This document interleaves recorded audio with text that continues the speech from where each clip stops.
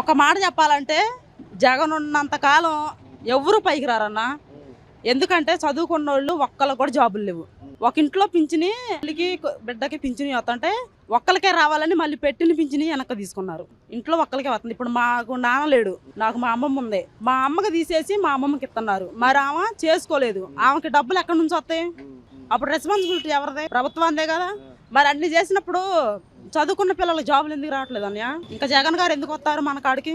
ఏదన్నా మాట్లాడదామంటే ఎవరి దగ్గరకు అన్ని వెళ్ళి ఏదన్నా సార్ మాకు ఇది లేదు అది లేదని చెబుతామంటే మాట్లాడదామంటే మమ్మల్ని దగ్గరకు రాని. ఇట్లా ఎలక్షన్లు వస్తే వాళ్ళు మేము వద్దు పోండి అన్న మా ఇళ్ళకి వస్తారు. చుట్టూ తిరగటం ఏంది, మా పిల్లలు ముడ్లు కూడా అడుగుతారు. మేము వద్దన్నా కానీ మా ఇంట్లో మా కోడి ముట్టు కూడా అడుగుతారు. మాకు ఏదైనా అవసరం ఉండి వాళ్ళ దగ్గర పోతే జరుగుండి అని అంటారు. అంత దూరంలో కారులో వస్తుంటే వద్దు జరుగుండి అంటారు.